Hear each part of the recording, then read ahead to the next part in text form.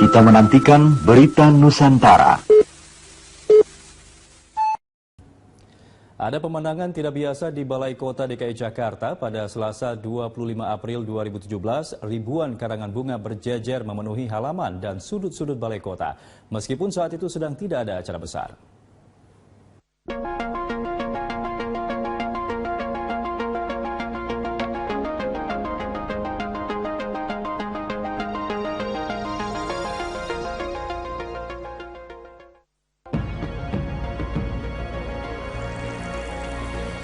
Ada pemandangan berbeda di Balai Kota DKI Jakarta pada Selasa 25 April 2017.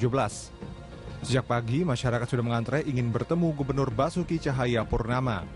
Selain itu, sejumlah karangan bunga terus berdatangan. Mungkin ini kali pertama seorang Gubernur DKI Jakarta mendapat begitu banyak apresiasi dari warganya. Terharu, itu yang bakal dirasakan ketika melihat membludaknya warga disertai karangan bunga. Warga sengaja hadir untuk menyambut Basuki Cahayapurnama yang hendak masuk kantor. Mereka berkumpul menyatakan sikap apresiasi atas kinerja Ahok Jarot memimpin Jakarta. Sini aja ngelihat begini banyaknya antusias. Kayaknya baru satu di dunia seorang Ahok bisa menciptakan lingkungan seperti ini. Saking kepengen ketemu, berfoto dengan Pak Ahok. Semoga cucu saya kejujurannya, keberhasilannya, kehebatannya, kepintarannya nurun Pak Ahok. Saat Basuki tiba, beberapa warga histeris. Tak sedikit yang berebut salaman dan berfoto. Mereka masih belum siap kehilangan seorang Basuki Cahayapurnama meskipun ia kalah dalam Pilkada DKI Jakarta. Pay respect lah, saya datang ke sini melihat perkembangan Jakarta. Dan juga pilkada kemarin yang sudah aman ya. Di beliau udah legowo. Sementara itu, ribuan karangan bunga hadir di halaman dan sudut gedung, padahal di Balai Kota sedang tidak ada acara, menjadi pemandangan yang tidak biasa. Banyak yang mempertanyakan asal karangan bunga itu. Ternyata karangan bunga diberikan warga sebagai simbol terima kasih atas kinerja Basuki Cahayapurnama dan Jarod Saiful Hidayat. Hingga Jumat siang 28 April 2017, karangan bunga yang dikirim ke Balai Kota jumlahnya telah mencapai 2.700 buah. Saking banyaknya, karangan bunga memenuhi halaman luar Balai Kota hingga pagar Monas. Isi karangan bunga cukup beragam. Ada yang menyampaikan ucapan terima kasih, ada pula yang berisi harapan agar Ahok Jarot tetap melayani warga meski tak lagi memimpin Jakarta. Selain itu, tak sedikit karangan bunga yang berisi ucapan bernada unik dan lucu. Baru di Jakarta, mungkin di Indonesia. Sebelumnya memang kita tidak menemukan ada pejabat publik yang misalnya kalah dalam proses pemilihan demokratis, baik itu levelnya di tingkat presiden maupun kepala daerah di bawahnya, misalnya gubernur atau wali kota, bupati. Memang belum pernah ada cara ekspresi masyarakat yang sedemikian demonstratif seperti itu. Basuki Cahayapurnama tak pernah menyangka akan mendapat karangan bunga sebanyak itu. Sebelumnya, pemerintah Provinsi DKI memperkirakan jumlahnya tak lebih dari 1.200 buah. Kendati demikian, Pemprov juga tidak bisa menghalangi masyarakat yang ingin mengirim bunga. Ya biarin aja, kelilingin Monas aja gue bilang. Jadi yang lama dipindahin ke Monas aja keliling. Dibolehin Pak. Kan fitnah saya biayain 1.200. Ternyata ini udah lebih. Harusnya dia mesti ciptakan lagi WA lagi. Ahok perintah tambah lagi dong, jangan 1.200. Setelah bekerja lebih dari 2 tahun, masyarakat Jakarta memberikan apresiasi tinggi terhadap kinerja pemerintahan Basuki Cahayapurnama dan Jarod Saiful Hidayat. Penghargaan diberikan setelah masyarakat melihat kerja nyata mereka. Kinerja, leadershipnya dan bukti nyatanya sudah betul-betul dirasakan oleh masyarakat, sehingga kalau kita merujuk pada hasil survei dan exit poll kemarin tanggal 19, kita masih melihat masih di kisaran 70% warga Jakarta puas. Kinerja pejabat publik di Indonesia ini termasuk excellent karena jarang pejabat publik. Sepanjang 2014 hingga 2016, berbagai kebijakan telah dikeluarkan. Meski sempat menimbulkan perdebatan, kenyataannya masyarakat merasa puas dengan gebrakan yang dibuat setelah melihat dan mengalami sendiri perubahan ibu kota. Begini, kalau saya melihat ini fenomena yang wajar kita temui dalam kepemimpinan perubahan.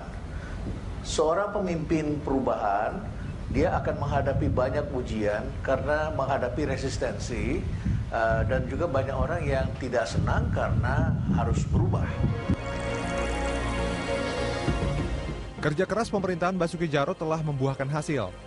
Sejumlah bidang seperti pendidikan, kesehatan, permukiman, infrastruktur, dan transportasi dinilai baik oleh masyarakat. Di bidang pendidikan, pemerintahan Basuki Jarot melanjutkan program Kartu Jakarta Pintar yang sebelumnya dirintis Joko Widodo. Melalui KJP, siswa miskin mendapatkan kesempatan menamatkan pendidikan minimal sampai jenjang SMA. Pada bidang kesehatan, program Kartu Jakarta Sehat juga tetap dilanjutkan. Program KJS ditujukan bagi warga ber-KTP DKI yang belum memiliki jaminan kesehatan di luar asuransi kesehatan BPJS. Penyediaan permukiman juga dinilai baik.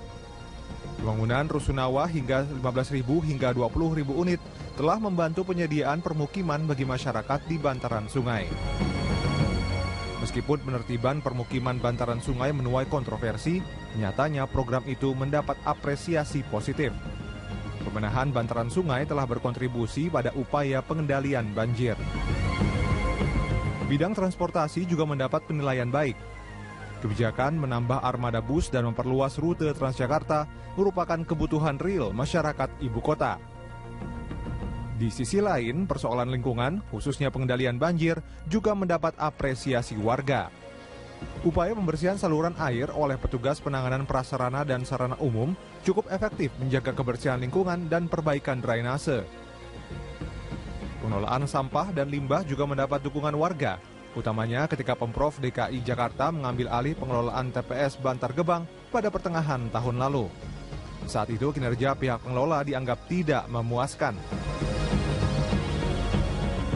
Kepercayaan masyarakat pada pemerintah juga diperkuat dengan kehadiran sistem Jakarta Smart City setahun belakangan. Dalam sistem tersebut terdapat dua aplikasi yakni Clue dan Crop yang memudahkan komunikasi antara masyarakat dan aparat pemerintahan. Pembenahan Jakarta telah berdampak pada tumbuhnya respek terhadap Gubernur Basuki Cahayapurnama, meski di awal-awal banyak yang tidak suka dengan gaya bicaranya yang blak-blakan dan keras. Belakangan karakternya yang negatif itu tertutup oleh keberanian, ketegasan, dan gaya kepemimpinannya yang menjadi contoh, termasuk membuat para bawahannya bekerja demi kemajuan Jakarta. Seringkali membuat pemimpin transformatif itu dilema, dalam situasi dilematis memang benar. Dan seringkali memang punishment-nya terlalu berlebihan ketimbang misalnya kinerja perubahannya. Tetapi itu yang dilakukan oleh semua pemimpin reformer di mana-mana. Bukti kinerja Basuki Jarot memimpin ibu kota dapat disaksikan pada peringatan Hari Otonomi Daerah dan acara Musyawarah Rencana Pembangunan Nasional 2017. DKI Jakarta menjadi provinsi terbaik pada kategori provinsi dengan inovasi terbaik dalam perencanaan. DKI Jakarta juga menempati urutan kedua pada kategori provinsi dengan perencanaan terbaik tahun 2017. Selain itu, DKI Jakarta meraih penghargaan provinsi berkinerja terbaik nomor 4 di acara peringatan Hari Otonomi Daerah di Sidoarjo, Jawa Timur. Apa yang dilakukan Basuki Jarot juga memunculkan standar baru yang kemudian menjadi acuan terhadap standar pelayanan publik di Indonesia. Saya kira soal budaya kerja sektor publik. Nah, itu berubah memang dengan Ahok. Dan itu saya kira menaikkan standar pelayanan publik yang pernah ada di Indonesia.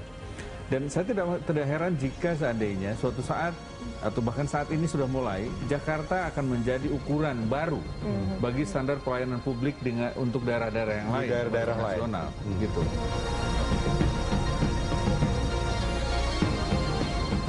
Kehadiran warga di Balai Kota untuk menunjukkan ekspresi rasa percaya sekaligus membangun sikap emosional dan loyal terhadap pemerintah provinsi DKI.